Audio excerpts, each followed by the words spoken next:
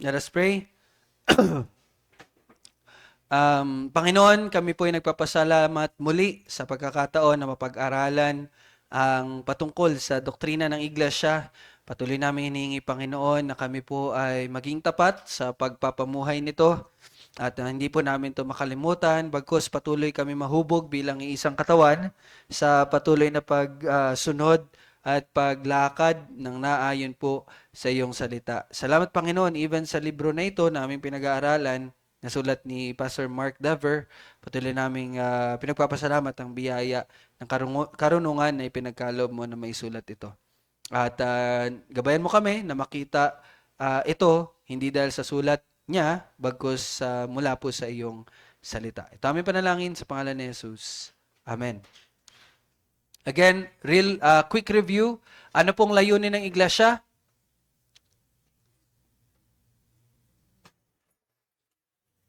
Layunin ng iglesia? Number 1,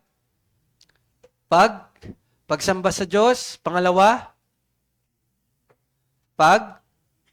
papatibay ng iglesia. Pangatlo ay pag-ebanghelyo. Okay? Or pagliligtas ng mga hindi pa ligtas. So para ganun po. Lagi nating tandaan, yun po yung layunin ng iglesia. Yun po yung tatlong bagay na atin pong sinisikap lagi na gawin. So, yung pagsamba ay atin na po yan nabigyan ng ilang linggo, no? At ngayon, tayo nagpapatuloy sa pag-alam sa ikalawang layunin ng iglesia at yun ay ang pagpapatibay sa iglesia. Okay? At kung matatandaan ninyo, may dalawa pong aspeto. Okay? May dalawang aspeto ang papatibay ng iglesia. And yung una nating diniscuss, ano yung una po na aspeto? Okay, ang unang aspeto ay spiritual na paglago ng mananampalataya. Okay? So, ngayon, last week, 2 weeks, actually, tiningnan natin Ephesians 4:15 to 16, di ba? Patungkol doon, no, na spiritual na paglago ng bawat mananampalataya. Tiningnan natin yung Ephesians 4:15 to 16. No? At tinuturo noon na sama-sama ang paglago, hindi lang siya individual, at ang paglago ay may pag-asa sa isa't isa. Ibig sabihin, kailangan natin ng isa't isa. Lagi niyo pong tandaan yan, sa iyong personal na spiritual na paglago, hindi lang kailangan mo na sama-sama tayo bilang iglesia, but kailangan din na naunawaan natin na kailangan natin ng isa't isa. Ibig sabihin, tayo ay may pag-asa sa isa't isa. At ang paglago ay maayos. Tandaan po natin yan. And last week, natutunan natin again, mula sa Ephesians 4:15 to 16, na hindi lamang trabaho ng pastor ang pagpapalago ng espiritual na paglago ng bawat mananampalataya. Bagkus, ang paglago po ay kapag ginagawa ng bawat parte, no, ng bawat miyembro ang kanilang mga tungkulin. So, bawat isa sa atin ay may ambag or may kinalaman sa paglago, sa espiritual na paglago ng bawat individual na mananampalataya. You have a part. Tandaan niyo yon.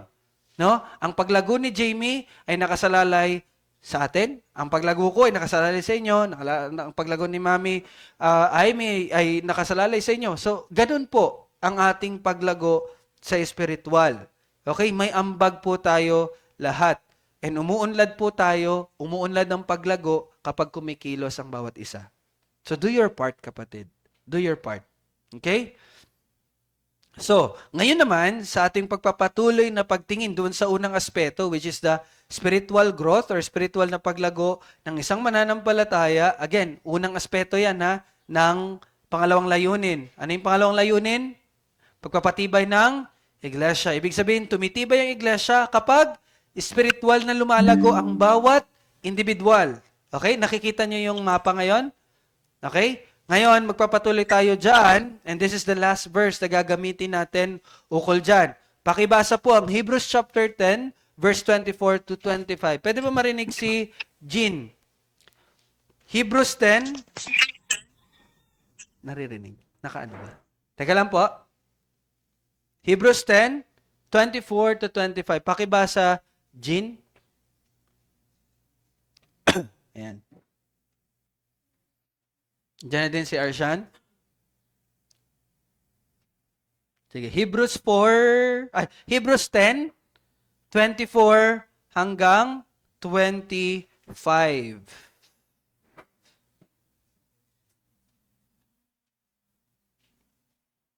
Sige daw, try mo magsalita, Jean. Kaso po English, Tagalog po ba? Sige, English Okay na. lang po kung English.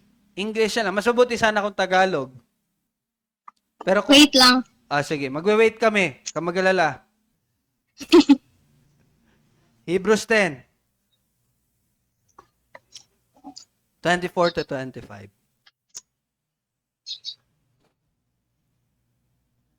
Hala, ang tagal po. Ano na lang English? Sige, English na lang. Tatagalugin ko na lang. Sige, pakibasa yung English. Ayun po. And let us consider one another to provoke unto love and to go into good works, not forsaking the assembling of ourselves together, as the manner of some is, but exhorting one another, and so much the more, and ye see the day approaching. Okay, thank you po. Jean, ito yung sinabi niya sa Tagalog. Ang at ating isaalang-alang kung paano gigisingin ang isa't isa. Kasi laging antok kapag nakikinig.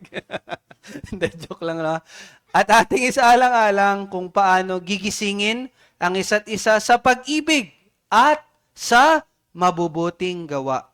Na huwag nating pabayaan ang ating pagtitipon gaya ng ugali ng iba, kundi palakasin ang loob ng isa't isa, lalong-lalo na kapag inyong nakikita na papalapit na ang araw. Okay? So dito po, pinapayuhan tayo no, ng may akda na huwag pabayaan ang pagtitipon. Actually, yan yung main na command dito sa Hebrews 10, 24 to 25. Huwag nating pabayaan ang pagtitipon. At malinaw po ang dahilan. Bakit? Upang magpalakasan ng loob ng isa't isa.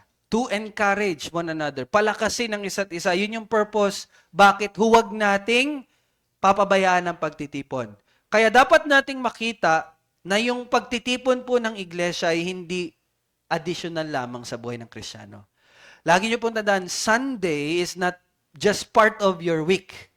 Okay? But ang Sunday po ay buhay natin bilang mga Kristiyano. Hindi yan parte ng buhay natin, but that is our life. No? Ito ang paraan na itinalaga po ng Diyos para sa bawat mananampalataya. Kaya nga we praise God kasi although dumaan tayo no sa 'di ba merong part or may time na hindi natin naunawaan, bakit ganito? May time na dumaan tayo sa hirap ng sumama yung loob natin. May time na, 'di ba, na nahirapan tayo kasi kailangan ko 'to gawin. May ganito kami ganyan.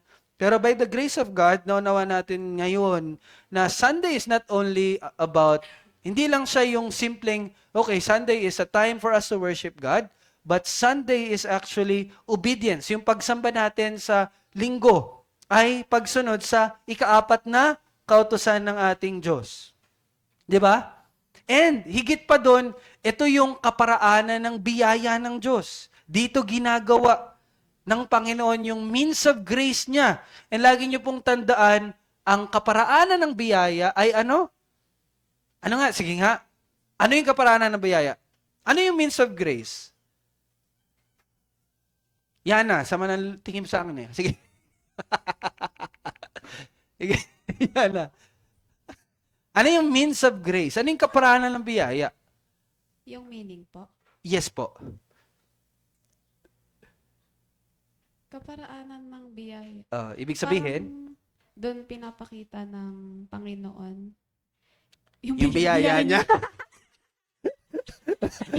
Hindi parang ginagawa yung mga bagay na yun kasi nalalaman natin na biyaya ng Panginoon yun and iyon yung magpapalakas sa atin bilang mananampalataya.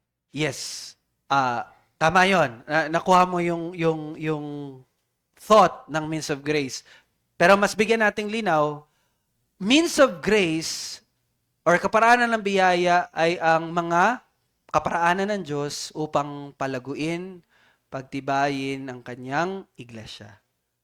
Which is tama naman yung sinabi ni Ate Yana. No? So, yun yung way ni Lord. Yun yung means niya. Okay? Yun yung means, yun yung kaparaanan niya upang, sa madaling salita, ikaw ay lumago. That's it. And yung paglago mo ay, di ba, maraming aspeto yan. Sa kabanalan, sa katapatan, sa pagmamahal sa kanyang salita, pagsunod sa Diyos, and so on and so forth. No? So, kaya, sa madaling salita, ang ating pagsamba tuwing linggo ay doon ginagawa ni Lord yung kanyang kaparaanan ng biyaya. Ibig sabihin, doon ka pinapalago ng Diyos. Doon ka patuloy na hinuhubog ng Diyos. Doon ka patuloy na hinahanda ng Diyos. Doon ka tinatama ng Diyos. Doon ka nililinis ng Diyos. Nakikita niyo po? Kaya, dito sa Hebrews 10, ang main focus is, wag natin pabayaan yung pagtitipon natin. Kasi it's more than a gathering. It's more than a gathering. But it is, again, the place, the situation, the event na kung saan ginagawa ng Diyos yung kanyang pagpapalago sa atin. Doon niya ginagawa yung kaparaanan ng kanyang biyaya. Okay? Dito, hinihikayat natin ang isa't isa sa pag-ibig. Di ba? Di ba? Hinihikayat ang isa't isa sa pag-ibig at palakasin ang pagtsatsaga. Okay? At pagtibayin ang pananampalataya. No? Kaya ang regular po na pagtitipon ay isang, again, yung binabanggit natin kanina, paraan na ginagamit ng Diyos upang ingatan at panatilihin ang kanyang bayan. Ngayon ang tanong, for discussion, sangayon ka ba na ang pagpapabaya sa mga pagtitipon ng iglesia ay nagpapahina sa espiritual na paglago? Sangayon po ba kayo o hindi? Sangayon kayo? Sangayon? Sige po. Sangayon ka ba na ang pagpapabaya ng pagtitipon ng iglesia ay nagpapahina sa espiritual na paglago? Convinced ba kayo na kapag pinapabayaan mo yung pagtitipon, ang resulta nun ay panghihina sa ating espiritual na paglago? Or yun, hindi tayo natutulungan sa paglago. Sangayon po ba kayo? Or meron ditong hindi yun nakikita?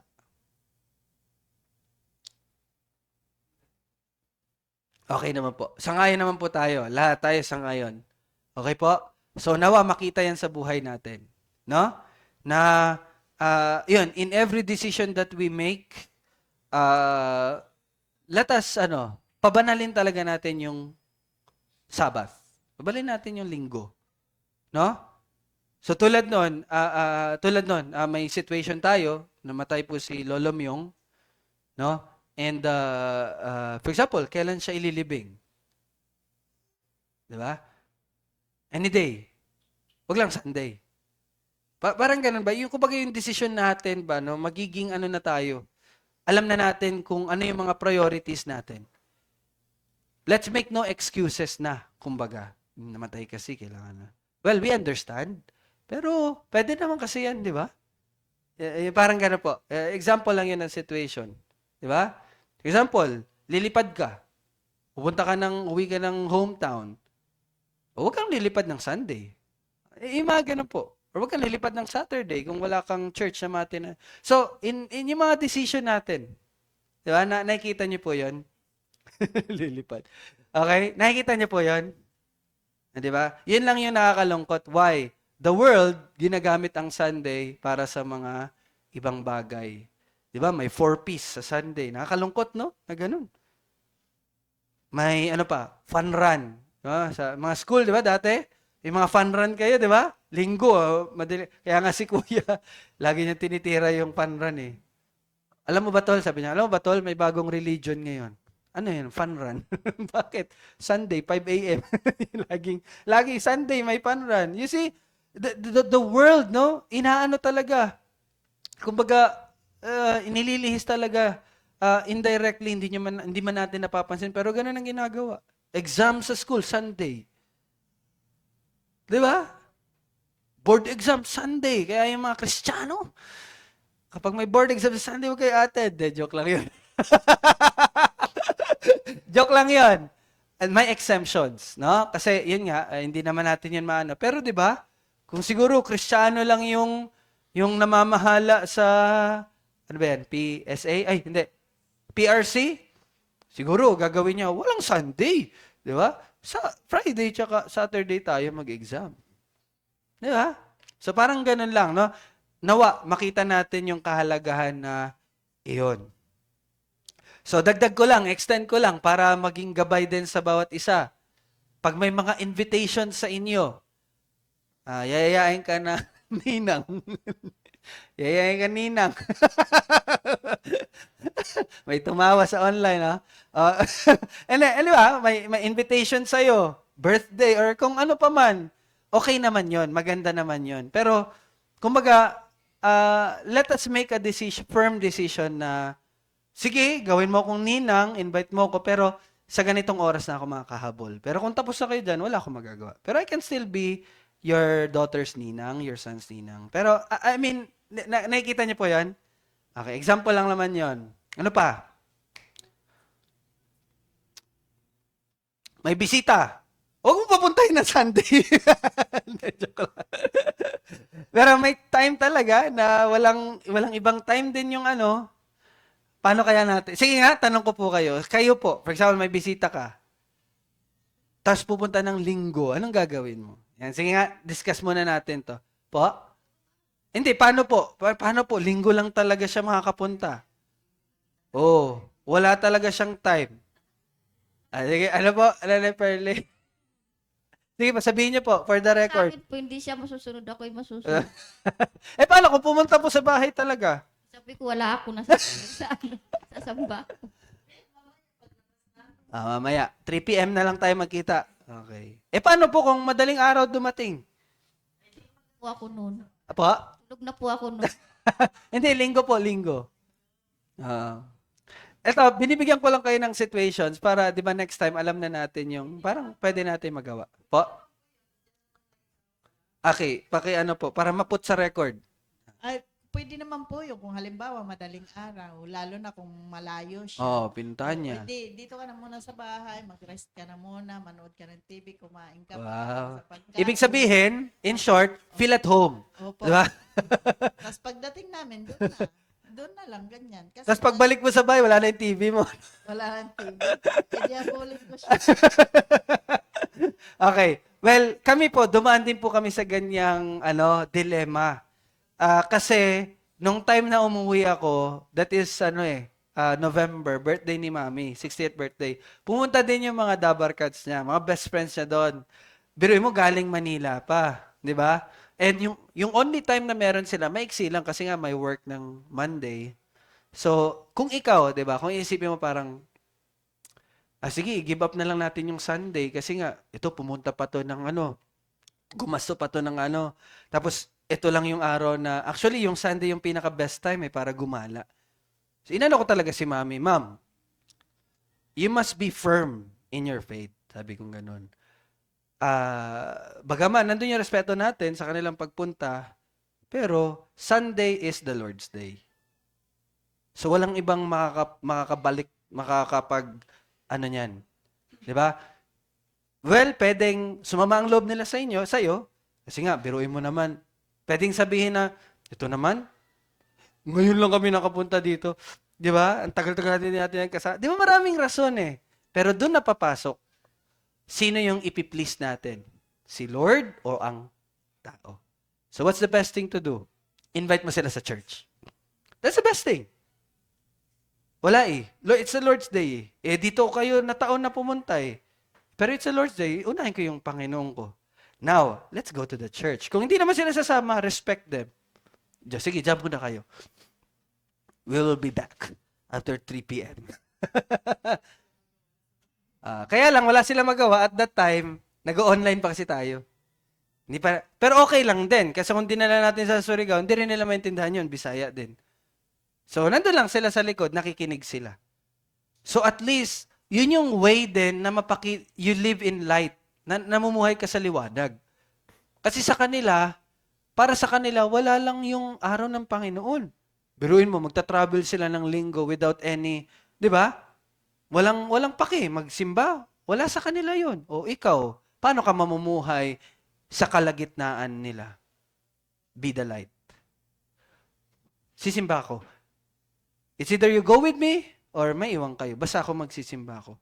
By that, napapakita natin yung liwanag. Napapakita natin sa kanila na may Diyos na nagtakda ng isang araw upang siya ay sambahin. Mahirap man, hindi yun madali. Di ba? Hindi madali yun. Tapos, doon napapasok yung paghihirap. Pwede ka i-persecute eh. And pwede ka ring, di ba, best friend mo for many, many, many years. But dahil hindi mo lang sinamaan ng linggo, hindi ka napapansinin. Pwede yung mangyari. So what? Di ba? Di ba? May kanta nga tayo dati, I have decided, di ba, to follow Jesus. So, ayun lang, ano siya? Ito yung practical na pamumuhay ng isang Kristiyano, mga kapatid. So, sa mata ng tao, kabaliwan yan, ano yan, yung parang napaka-devoted mo naman in a negative way, no? Nila nakikita yung devotion mo. Pero that's how it is. Yun yung buhay ng isang Kristiyano. So, again, hindi ko po sinasabi na madali yun. Mahirap talaga. Mahirap talaga. Kasi syempre, ayaw mo din naman silang maano eh. Kaya lang, kung meron man tayong pipiliin kung meron man tayong pipiliin na malungkot in some way, piliin na nating malungkot sila kaysa sa Diyos. Although hindi nalulungkot ang Diyos, ang ibig ko po sabihin, di ba? Ang ibig ko po lang po sabihin, or sige, in a positive manner of saying, kung meron man tayong susundin, sundin na natin ang Diyos, wag ang tao. Ganun na lang. Nakikita niyo po yun? O, di ba? So yun, di ba? Magre-review ka. Sunday, re-review mo sana ng board exam. Pero it's the Lord's Day, pahinga ka. Di ba? Spend time with the Lord. Wag mong isipin na sayang yung isang araw hindi ako nakapag-review. Because it's the Lord's Day. Di ba? Baka may matamaan lang naman, di ba? Yan lang naman. Paalala. At, ba't tumatawa ka yan, ah? Di ba? And then, ano na to? Kumbaga, pastoral ano na rin yun sa inyo. Yung pag-guide na rin po sa mga decisions na gagawin natin. Okay po? So, okay na po tayo? Okay na po. May tanong? Or may gustong i-share? Baka may mga experiences kayo na pwedeng magpa-encourage din sa amin. In relation doon. Meron? Yun kasi, yun yung pinaka-recent na experience namin sa family namin. And I'm so grateful na okay naman si Mami doon. Ano naman siya. Sige, paki-mic. Nung nakaraan po na may bisita nga po, ako dapat umaga na yung kasi pupunta yung ng ligaw kay Arne. Kaso aalis nga ako, ay may simba nga kami. So sabi ni Arne, anong oras ba kayo, Mami? Sabi ko hapon, sabi niya. Ay, kasi kumbaga maaga pa lang doon si Sabi ko, kung gusto niya akong makausap, di magantay siya hanggang mamaya paglabas namin. Yung nagantay talaga siya. Doon, nandun siya. Nagpunta na muna sila. Kumbaga, namasyal na muna sila. Tapos may nagsasabi sa akin, saan ka ba galing? Bakit ang tagal-tagal niyo yata sa simbahan? Parang buong araw yata. Sabi ko, kasi marami kami. Maliban lang doon sa sermon, sabi ko, mayroon pa kaming mga pag-aaral. Sabi ko, may mga inaano pa kami, may mga kumbaga sinasaliksik talaga namin yung... Ano ba, pagre-reklamo ba yan? O magsasalaysay? Paano yung tono nung sinagot mo yung nagtanong? Ano kasi? Ganun ba? Talaga sa kanila na hindi lang naman sermon yung ginagawa namin doon. Siyempre doon na rin kami naglalans. Tapos doon kami, may sabat kami, may London, ganun kami. Sa London. May ano pa kami, may afternoon service pa kami, ganun. Sabi ko, pagkatapos nun, okay na kami. Lumalabas kami ng ganun, alas 3. Sabi nila, napakatagal naman yun. Parang sila pa yung nagre-reklamo. Hindi kasi nila alam, akala nila simba lang. Kagaya doon sa sa may tapat ninyo, ay sa tatabi. Yes, yun po, maganda po yun na nagawa po natin iyon. So, hopefully, pag naulit-ulit na medyo mas mahirap na na sitwasyon ay manatili pa rin tayo sa pag-decide na pabanalin ang araw ng Panginoon. Sige po, si Nanay Pearly. Ano po? Ano po nangyari?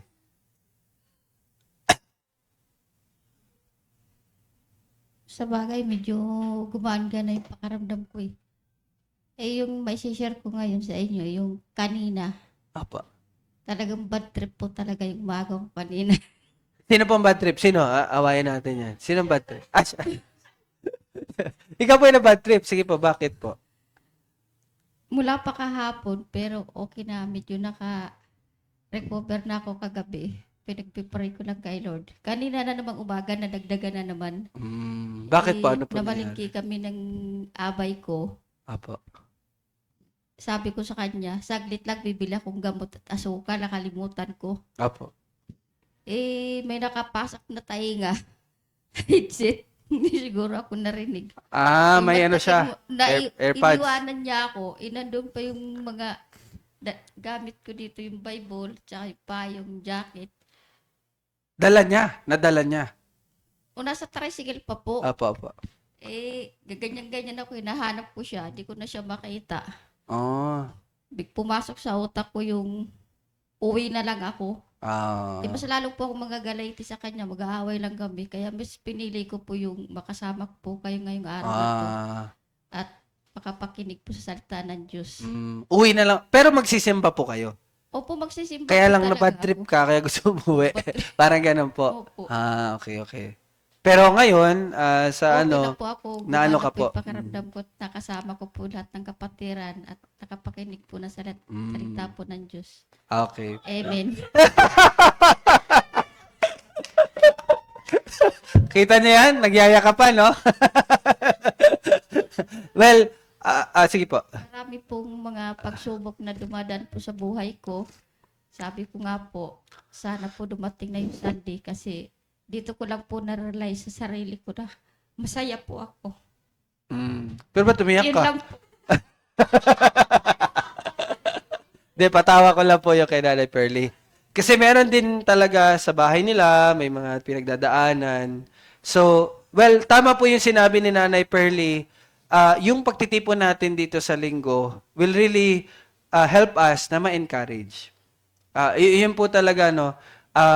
Pero more than that is that mas nakikilala niyo yung Panginoon, mas naunawaan niyo yung biyaya niya. Well, that will give us encouragement. Hindi man dito natin makikita yung specific na tugon. I mean, for example, may problema ka. Hindi naman sinasabi dito, gato gawin mo. Ang ginagawa kasi dito, pinapatibay tayo sa pamagitan ng pagkilala sa Diyos, sa kanyang katapatan, sa kanyang katangian, sa kanyang biyaya, na magbibigay sa atin ng kalakasan upang harapin yung mga pinagdadaanan natin. With hope. Amen po, di ba? So, yun ang kagandahan na naunawa natin yun. Meron kasing iba, sinasabi nila, punta ako ng church para ma-bless. Minsan, merong maling ano po kasi connotation. Na kumbaga, iniisip nila, kapag nagsimba sila, lahat ng problema nila masasolve. Pagpapalain sila in material na mga bagay, mga ganito bagay, no? Nayayaman kami, ganito. Pero nawa, ito lang, paalala ko lang sa bawat isa, hindi po yun ang ginagawa at mangyayari. Kasi ganito po, to tell you honestly, pwede kang nagsisimba patuloy faithfully, pero patuloy na humihirap yung pagsubok sa buhay mo. Hindi ibig sabihin na nagsisimba ka, mawawala yung mga pagsubok na yon, mawawala yung mga paghihirap na yon. Pero ang ginagawa sa atin, binibigyan tayo ng kaalaman at hinuhubog tayo sa paraan na tutugon tayo sa mga situation na yon na naluluwalhati ang ating Diyos.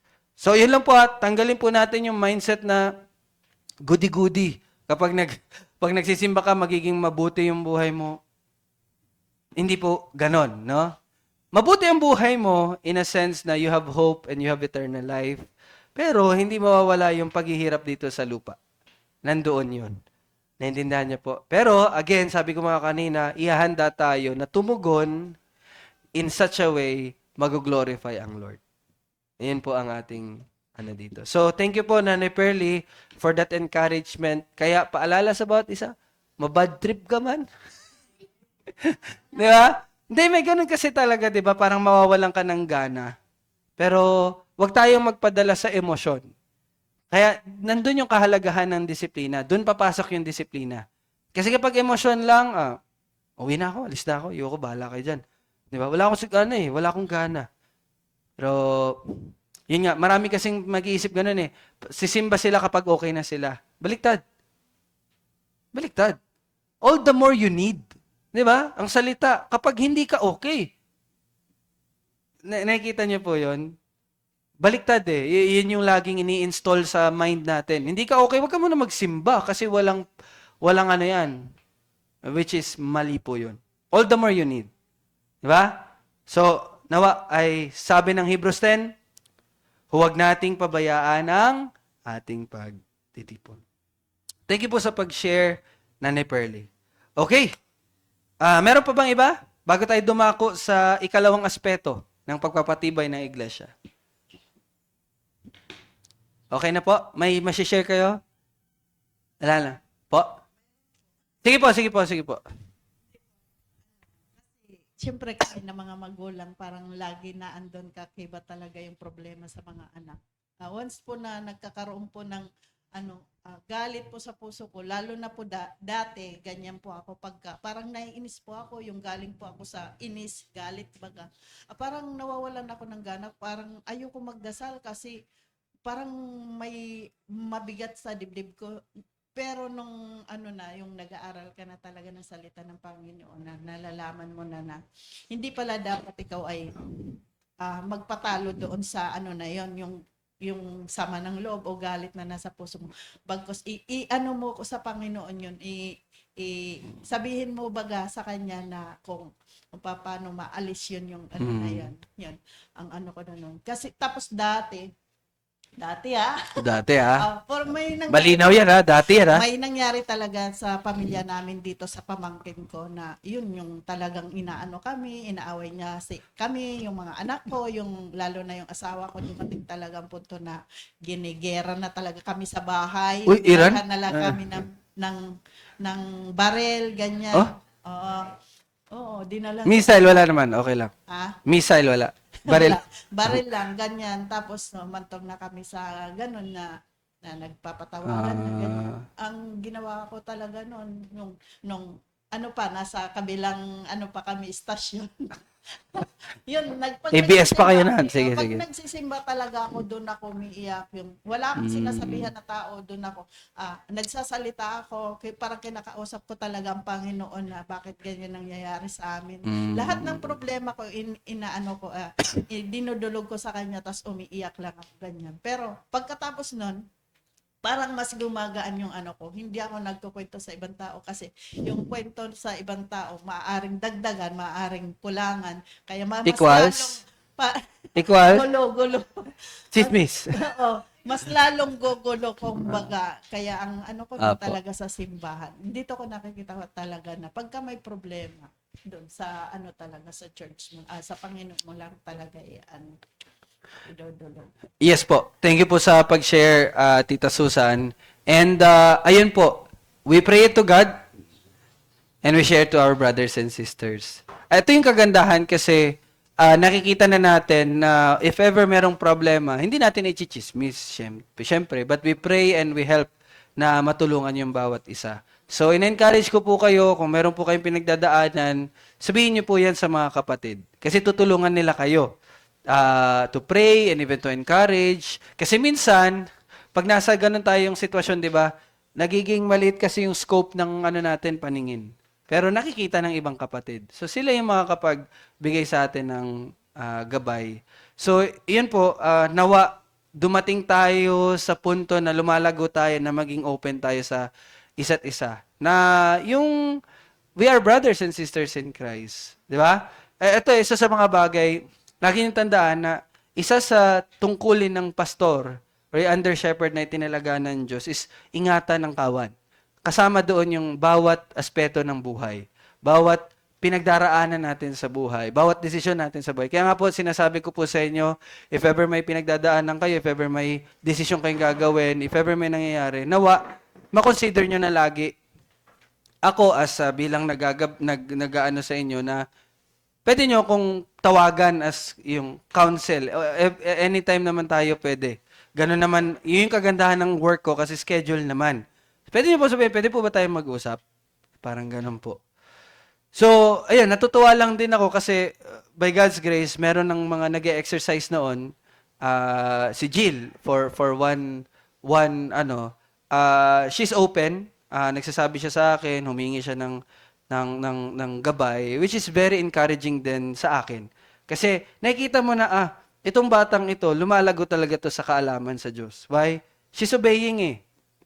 Ito, this is not to praise Jill, but gusto ko makita sa inyo yung working ni God.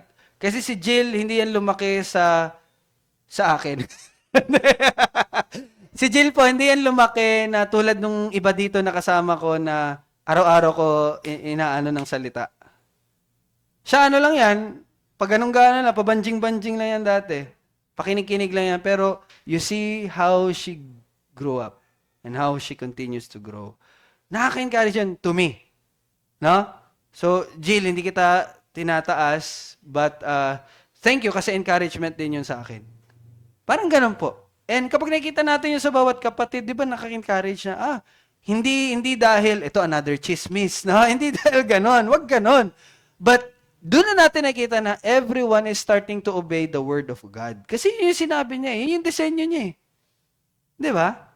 So, nawa, and may nabasa ako doon sa post doon sa Christ Community Church, ang pagpapatibay daw ng iglesia, magsisimula yan kapag natatanggal na yung maskara ng pagkukunwari. You know why hirap tayo mag-share? Alam niyo bakit hindi tayo open and honest? Kasi yun nga, kung gagamitin ko yung lengguwahe nung post na yon, kasi nakasuot pa yung maskara ng pagkukunwari. Why? We still cling, we still love, we still want to enjoy the sin. Naintindihan niyo po? Doon ka lang magiging tapat at totoo kapag handa ka na talagang iwan yung kasalanan na yan. Pero habang ini-enjoy mo yon, you will wear maskara. Magkukunwari ka, hindi ba sasabihin? Kasi pag sinabi mo, sasabihin ka talagang ihinto mo na yan. Di ba? Kaya ayaw mo sabihin, kasi gusto mong ipagpatuloy. Kaya yun yung joy. Hindi lang dahil sinusunod ni Jill yung di ba, yung mayroon kang pastor, mayroon kang nagagabay sa'yo. But nakikita mo din, itong batang to, willing to give up, willing to obey the Lord. Kasi sinasabi niya eh. Di ba? Bro, yung pogi-pogi nung nangliligaw. Ay, sorry. So, ganun yung sitwasyon niya. Pero, she is willing. Sabi nga ni Paul Washer, ang isang lalaki at isang babae na nakakaramdam ng pagkagusto. Ito kay Maine tsaka kay Jan, even sa iba pang hindi pa kasal. Kapag nagkakagusto na kayo, hindi ibig sabihin nun na pwede ka nang pumasok sa relasyon. Kapag nagsimula ka na magkagusto sa ibang opposite sex, ibig sabihin nun, yan na yung time na maghanda ka. Pag naramdaman mo na yon, ibig sabihin yan yung time na maghanda ka na bilang maging isang lalaki at babae. That's your time na mag-start ka na to prepare to be a man and to be a woman. Hindi upang pumasok sa relasyon. Kapag naramdaman mo, ay, pogi-pogi niya, ay, ganda-ganda niya, hindi ibig sabihin nun na, pwede ka nang pumasok sa relasyon. No. Ibig sabihin nun, maghanda ka. Maghanda ka na. Di ba? And one thing, sabi ni, pwede ba Jill, medyo gamitin ko yung example mo. Kasi ang ano niya nga po, may gusto manligaw sa kanya. And sabi ko, clearly, dahil hindi pa siya mananampalataya, malinaw na hindi yan ang kalooban ng Diyos para sa'yo. For now. Sinabi kong for now. Kasi malay mo, kalaunan manampalataya yan. O, di ba? Ako hindi ko masasabi. Sa ngayon, hindi. Kasi hindi pa mananampalataya. Then sabi niya, paano po yun, kuya? Sabi ko naman na getting to know, okay lang naman makilala. Pero sabi ko sa kanya, yung getting to know each other nyo, hindi ibig sabihin nun, mag-uusap kayo lagi. Hindi ibig sabihin mo yun, magchat-chat kayo lagi. Ang sabi ko sa kanya, let it flow naturally. Ano yung natural na pag-flow? Huwag kayong mag-chat. Kung mag-uusap kayo, hindi dahil nag-usap kayo, pwede ba magkita tayo? Kung mag-uusap kayo, let it be na nagkausap kayo. Bakit? Dahil may pagkakataon na hindi nyo pinag-usapan, nataon na nandiyan kayo sa isang lugar, then you can talk to each other. Walang problema yon. Minsan kasi, ang tinuturo ng mundo, walang label. Di ba? Pero, ang ginagawa, parang magkarelasyon. Kaya uso yan sa amin, sa panahon namin. Sasabihin namin, kasi nga bawal po relasyon sa amin. Di naman kami, pero nagchat-chat, nag-I love you-han, nag-I miss you. Pero pag tinanong ng Bible study leader, may relasyon kayo? Wala! Kasi wala naman talagang relasyon. Pero, ayun na. Yun ang mali. So, ang tama, let it flow naturally. So, kung ikaw, nakikipag-chat ka sa isang lalaki, sa isang babae, tapos iniisip mong nakikipagkilalanin, anong tawag dyan? Getting to know each other lang kayo, mind you, hindi na yan ang ginagawa nyo. Kasi next step niyan, you will be surprised, one day or one night, wala na, I miss you. Ganyan, sisimulaan na yan. Totoo. Experience ko po yan. Di ba? I need you. I help you. Nagigets niyo po yun. And it's not the natural way. Alam niyo, ending nun? Ending nun, sin. Sexual sin. Doon kayo mag-end up. Kaya kahit gusto mo yung lalaki, Jill, let it flow naturally. Huwag kayong mag-usap. Huwag mo i-chat. Huwag mo i-text. Sasabihan ka magkita tayo. Sorry, no. Pero kapag nagulat ko, nagkakita kayo, o di, may pag-usap ka. Oh, hello, kumusta ka? Huwag muna. Di ba? So, ganun po ang ating gabay, no, sa bawat isa. Darating yung time na may kita mong, oh, this is the right time and the right person. Di ba? Huwag mong pilitin. Bakit? Sige nga, tatanungin ko po. Bakit natin dapat hindi pilitin? Base po sa mga natutunan na natin dati. O, kung binasa nyo yung devotional natin, hint ko po yon. Sige po. Yun. Ano po yung will of God, Papa Bong? Yung decretive and perceptive will. Kasi nga kung decretive will yan, ibig sabihin, nakatagong kalooban ng Diyos man ang mangyayari. Yes. At yung perceptive naman, yun yung Hayag. na ng kalooban ng Diyos na dapat yun ang ating binabasihan kasi yun ang nakakahayag na at yun ang makikita natin na kalooban ng Diyos na mangyayari na sa kanya salita. Amen. Makikita natin yun sa salita ng Diyos. At kung makikita natin sa salita ng Diyos, yun ang kalooban ng Diyos. Amen. So, at dahil, dagdagan ko po, at dahil yung pag-aasawa is hindi yan preceptive will. Wala yan sa preceptive will. Ibig sabihin, wala yan sa nahayag na nakalooban. Ang pag-aasawa ay nasa decretive will ni Lord. Ibig sabihin, yung pag-aasawa, yung magiging asawa mo, in the future yan, pero nakatakda na yan. At hindi mo alam kung sino at kailan darating yan. At ibig sabihin, kung decretive will siya, hidden will siya, nakatagong kalooban siya, wag mo nga alamin. Kasi hindi mo yung malalaman. So, ibig sabihin, wag mong pipilitin. Kasi decretive will, mangyayari at mangyayari yan. Pero ang ginagawa kasi ng maraming Kristiyano ngayon, pupunta ng conference, makakita lang ng possible di ba? Well, pwede maging means yon.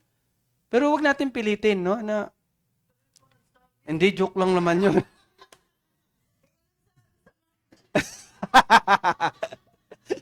Iniintay ko, may magsasabi talaga nun eh. Ibig sabihin, nakikinig po talaga kayo. Hindi, pero, again,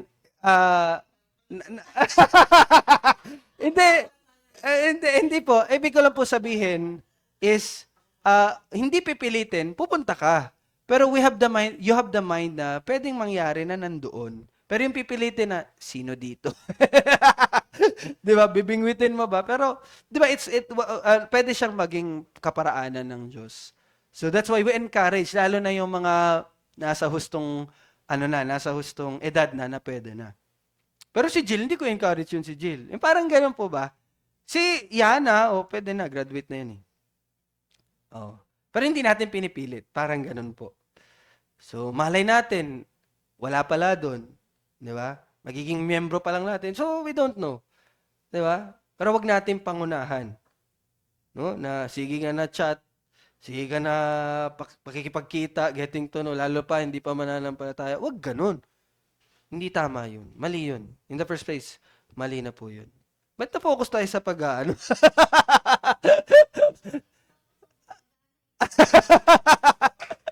Nanahimik si Ara Joyce, ha? Hindi, si Jill po kasi nag-open sa akin, kaya siya po yung naano ko po. Okay po. So, ayun, yung mga bagay, at marami pa, no? Even sa work. No? Even sa work. So, makikita natin yan.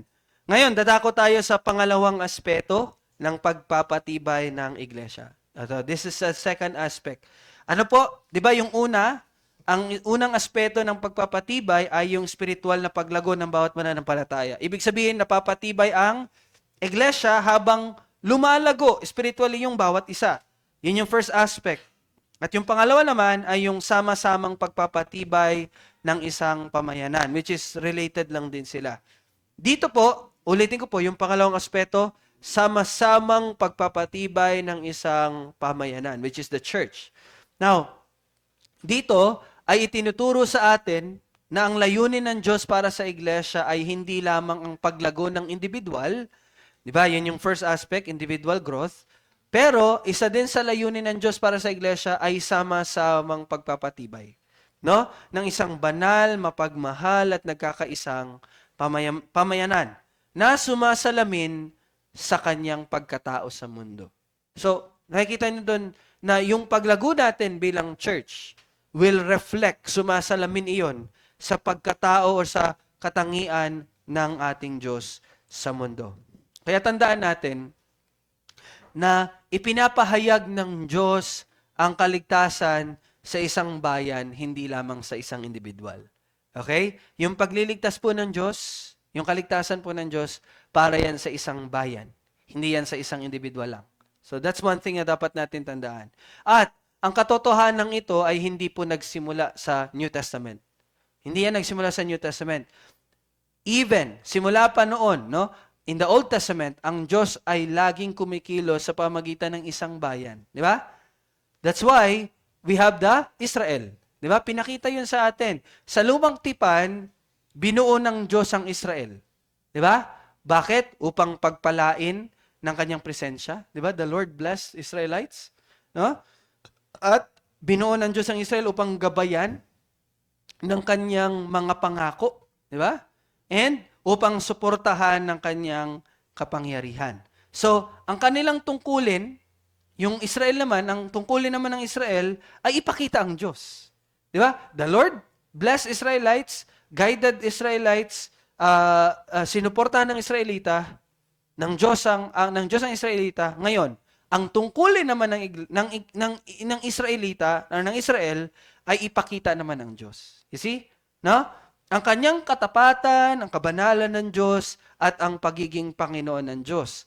Ipapakita yun ng Israel sa lahat, sa harap ng mga bansa. Sa yun yung purpose nila. No? Dapat silang mamuhay bilang banal na bayan na sumasalamin kung sino at ano ang Diyos sa pamagitan ng pagsunod nila sa Diyos. At paglagay ng kanilang pag-asa sa kanyang darating na kaligtasan. Ganon ang pinakita ng Israel. Yun yung makikita nyo sa Old Testament. So sa Old Testament pa lang, pinapakita na ng Diyos yung disenyo niya. Na siya ay Diyos ng isang bayan, at ang bayang iyon ay ang magpapahayag sa lahat ng mga bansa sa kung sino at sa kung ano siya. And that's why nakikita natin yon even until now sa church. Kita niyo po yan? Okay? So, sa bagong tipan, ang bayan ng Diyos ay hindi na natutukoy sa isang lahi o sa isang lugar. Di ba sa Old Testament, Israel lang, mga Hudyo lang, di ba? Pero in the New Testament, nakita na natin doon na ang bayan pala ng Diyos ay hindi lang nakakulong sa isang lahi, di ba? But kundi ito ay kabilang, no? Kabilang ang lahat ng bansa na pinagkaisa sa pamagitan ni Kristo. You see? Ang iglesia ngayon ay ang bayan ng Diyos. You see? Di ba? Ngayon, tanong ko sa inyo. Napalitan ba ang bayan ng Diyos? Di ba sa Old Testament, Israel lang. Sa New Testament, Israel and the Jews. Israel and the Gentiles. So ang tanong, nag-iba ba ang plano? Nag-iba ba ang bayan ng Diyos? Sige, dito tayo magtatapos sa discussion na to. Sige, nag-iba ba ang bayan ng Diyos? Dagdag kaalaman lang po ito, no? Sige, sino pong sasagot? Baka may nakabasa na, no? Ng katotohanan iyon. Okay, March 29. Nag-iba ba ang bayan ng Diyos?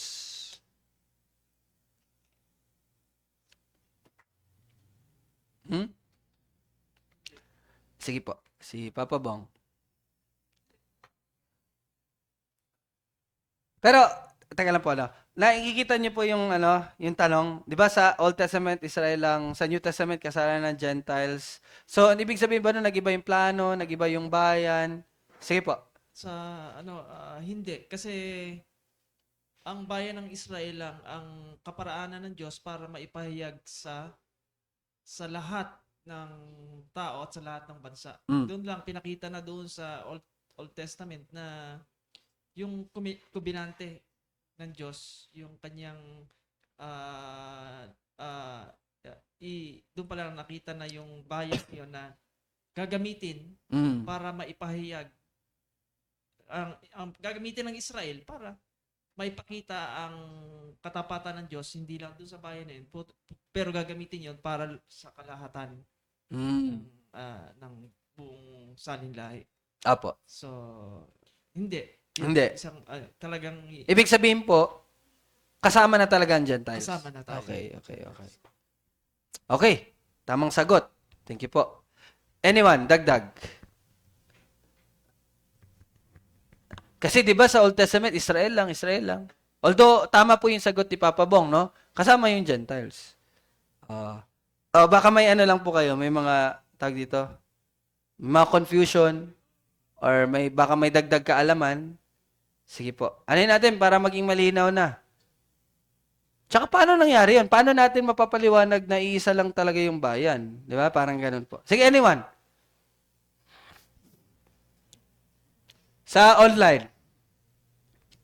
May sagot kayo? Si Jean, Arshan. I-on nyo lang yung mic niya ha, pag magsasalita kayo.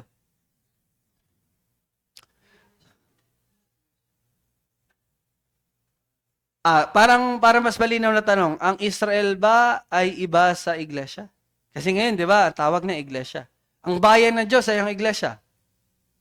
So, magkaiba ba ang Israel at ang iglesia?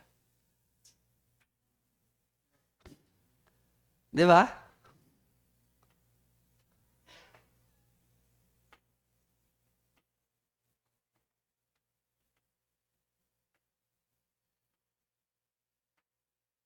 Anyone?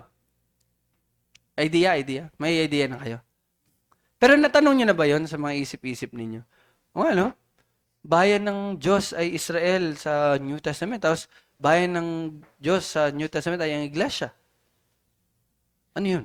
Di ba? Magkaiba ba yun? And how will you explain kung sasabihin mo magkaiba at paano may papaliwan kung sasabihin mong iisa lang? Sige po. Ang iglesia kasi nung sa Old Testament, 'di ba? Iyon yung binigay ng Diyos sa isang bayan. Yun ay patunay na iglesia. Pagdating sa Bagong Tipan, ang iglesia naman ay nakakulong hindi nakakulong Hindi sa na, ay. ay hindi na nakakulong sa lahat, kundi ito isang iglesia na lang. Kumbaga,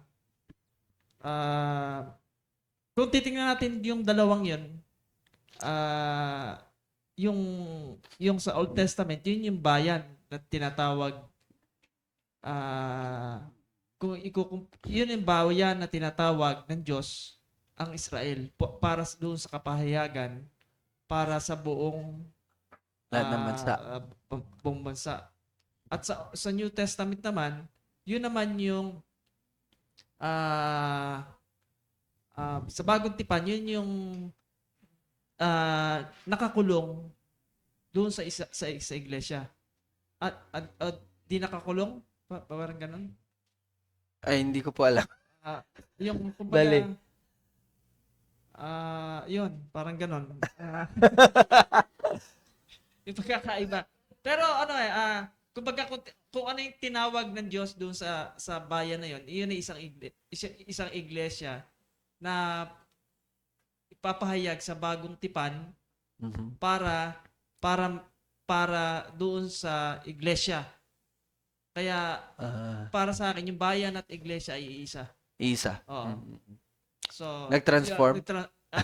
kay Kristo. Ay, Kristo. Oo, sa bagong tipan. Okay. Okay po. Medyo nagigets naman. Anyone? Sige, tanong. Yan. Baka ano ba? Kasi po yung sa covenant, yung kay Abraham, Opo. di ba po doon nalaman na yung Israel kakapag tinuli ka? Yes po. Ganon. Tapos sa New Covenant naman, yung pagtutuli is sa puso, parang, or Yes. New Covenant yun. Opo. So, Ganon. Tapos may natanong din po ako sa'yo dati, na yung, syempre di naman ligtas yung buong Israel, di yes ba? po. Ganon. Pero sa New Testament, kapag nasa invisible, Nasa di ba may visible church? tsaka Invisible Church. ganon. Opo. Sa invisible church, syempre ligtas lahat. Yan po ba yung sinasabi niyong iglesia? Yes, yes. Yes po, yes. So, ang tanong, Ayun. So, parang, hindi ko siya mapaliwanag kung iyon ba yung paliwanag dun sa parehas pa din yung sa Old Testament tsaka sa New Testament.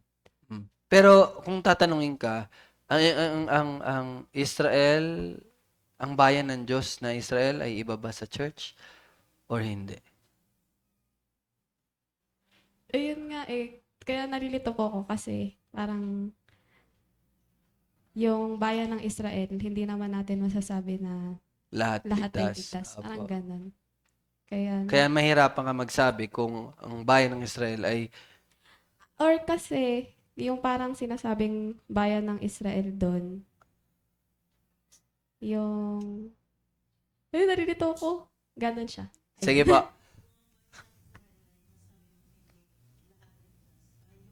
Pakiano yung mic. Naano ko na ang ano doon na kung ang bayan ng Israel ay hindi lahat ligtas kasi may mga Gentiles na. Tapos yung ay ano ba? Tapos yung sa church naman, masabi din ba natin na lahat yun ay ligtas? Parang ganyan. Pero parang hindi naman, di ba, di ba mayroon din naman nagsisimba na Hindi rin totoo hindi totoo. sa iglesia. Okay. Sige po, sasagutin ko po yan next week. Yung bayan ng Israel, ginamit ng Diyos.